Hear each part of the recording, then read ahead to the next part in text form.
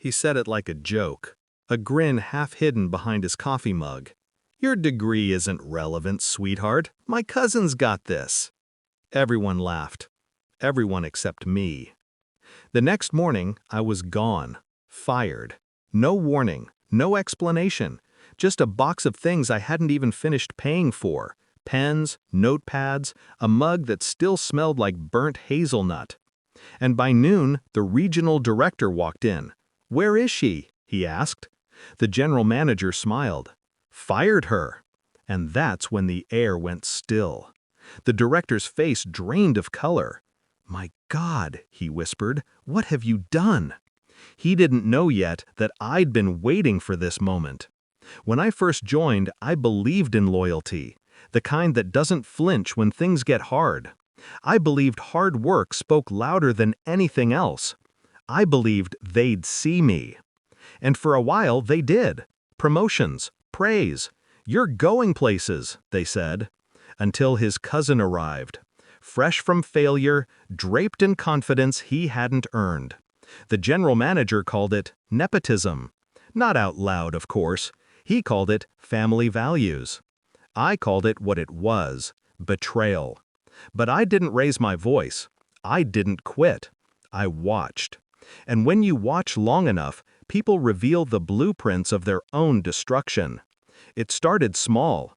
Expense reports that didn't add up. Meetings that ended too early. Vendor receipts that vanished. I traced every number, every missing cent, until the pattern became a confession. He was siphoning money through dummy accounts. His cousin, his precious golden boy, was the signature. I saved everything. Screenshots, emails, call logs, every late-night whisper he thought no one heard. I even recorded the meeting where he called me sweetheart, because nothing buries a man faster than his own words. But revenge isn't about rage. It's about rhythm, timing. So, I waited. I waited until quarter end, when auditors came sniffing through the ledgers like bloodhounds. I waited until the general manager submitted the falsified report, the one I'd edited quietly, inserting a discrepancy only I could explain. And then I sent a single email. Not to him, to corporate, to the regional director. The subject line read, "Urgent, financial irregularities need immediate review." Attached, a detailed report. 37 pages. Every crime, every lie, every falsified number. I didn't need to sign it. They'd know. The next morning, I wore black. Not mourning, celebration. When the HR manager called me in, she looked uneasy. "He wants to see you," she said. Of course he did. He was all smiles when I walked in. "Let's be adults about this," he said. "You've been difficult, disruptive. We're letting you go." He slid the termination papers across the desk. His cousin sat behind him, smirking like a bad sequel. I signed nothing. I just said, "You should check your inbox." He blinked. I stood up, walked out. The last thing I heard was his cousin's voice. "What's she talking about?"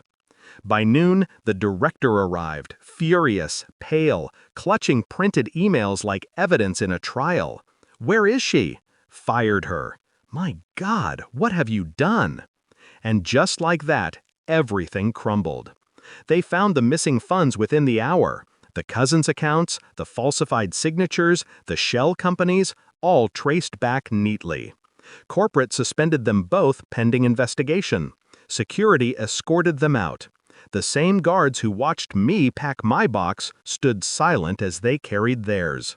Karma doesn't need to shout. It just needs a paper trail. A week later, the director called me personally, offered me the general manager's position, said he admired my attention to detail. I told him I'd think about it. He said, "You earned this." I said, "No, I took it." I still remember his face when he realized, that slow, sinking look, the dawning terror that every move he made had been watched, recorded, weaponized. He thought he'd written me off, but I'd been writing his ending. Now his cousin's name is blacklisted, his career ashes. Mine, flourishing. Quietly.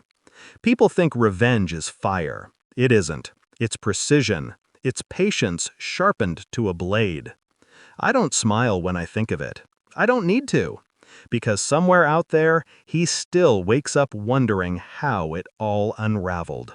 And I sleep just fine, knowing the answer. It started with a grin and ended with silence.